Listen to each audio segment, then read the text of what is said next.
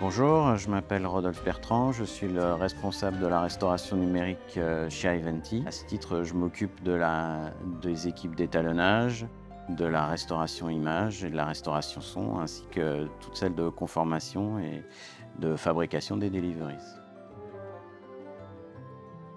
Quand j'étais adolescent, j'étais vraiment un cinéphile. Je fréquentais les salles du quartier latin et la cinémathèque. Travailler à la cinémathèque, c'est évidemment comme le Graal de la restauration. Voilà. Alors voilà, ici c'est un bon exemple.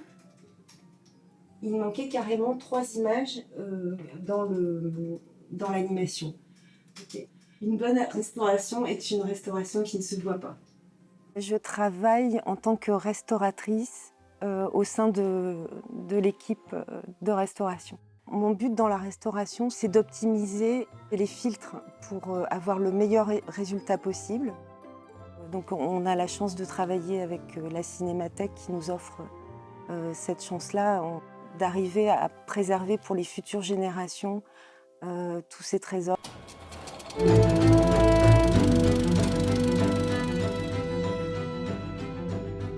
Je dirige la business unit Classics au sein du groupe, un pôle qui gère toute l'activité restauration d'Ivanti, donc restauration argentique et numérique de films de patrimoine, et enfin un pôle qui est spécialisé dans la préservation des œuvres. Ce que j'aime le plus dans mon travail, c'est avoir le sentiment de me battre pour une cause qui est la continuité de l'activité photochimique et du support pellicule. Parce que c'est pas quelque chose de simple et du coup c'est un vrai combat de tous les jours. La diversité des projets sur lesquels on travaille est vraiment une chance parce qu'on va travailler en restauration sur des films très anciens et on va travailler aussi sur des tournages de films en pellicule ou de clips ou de publicités. Et on a travaillé pour des artistes comme Jay-Z et Beyoncé, Kanye West, pour The Weeknd, qui ont fait des clips en pellicule. Et c'est cette diversité qui est aussi très enrichissante.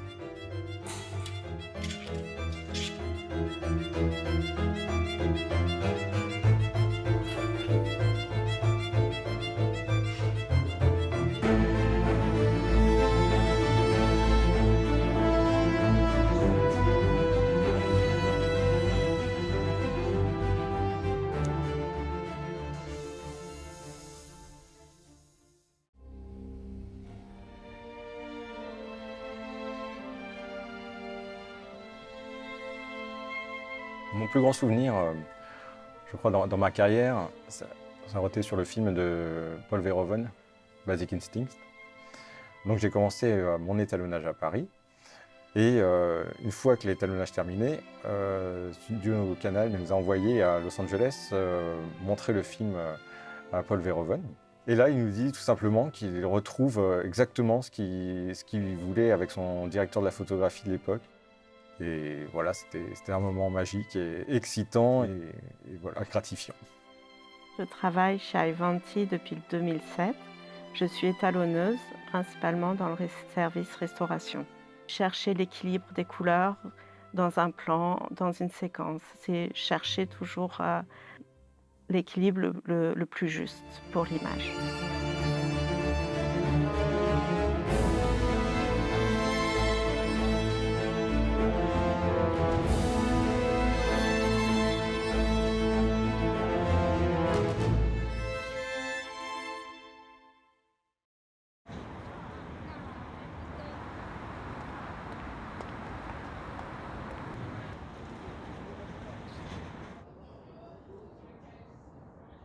Ce qui me plaît le plus dans le travail de la post-production, c'est vraiment d'accompagner les équipes créatives, le réalisateur, le producteur, le directeur de post-production.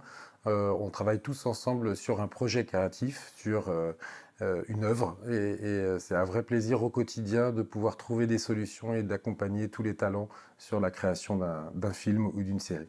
On travaille actuellement sur 40 projets à peu près, mais on a la chance d'avoir travaillé sur Jeanne du Barry, sur Omar Lafraise, sur une petite dizaine de projets qui ont été présentés à Cannes.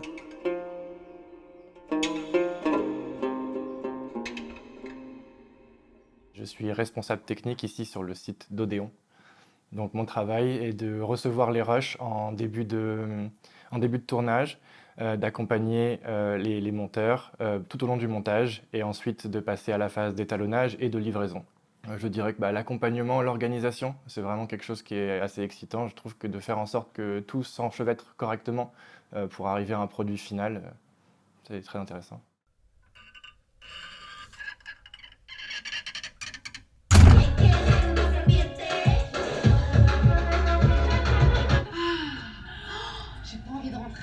Le son est extrêmement important. Quand on parle du cinéma, on a tendance à toujours avoir référence l'écran, mais le son est presque plus important que l'image.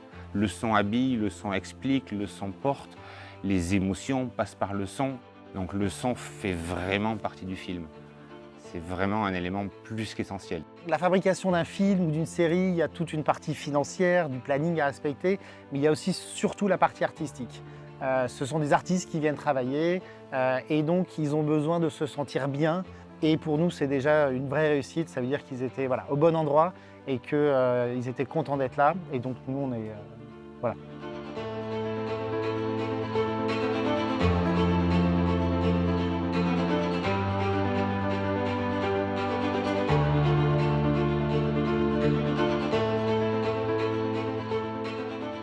Grâce à Transperfect et aux infrastructures de Transperfect, on va pouvoir s'ouvrir beaucoup plus sur le monde.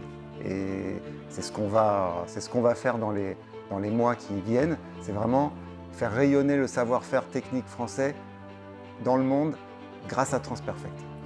Avec Transperfect, on est honoré d'intégrer des nouvelles activités, notamment le laboratoire photochimique, la restauration, le stockage et la post-production. Donc l'idée est vraiment pour nous, sur le long terme, de pérenniser l'activité, mais aussi d'apporter des choses nouvelles, bien entendu dans le respect de la tradition et du savoir-faire d'une activité qui a aujourd'hui plus de 100 ans.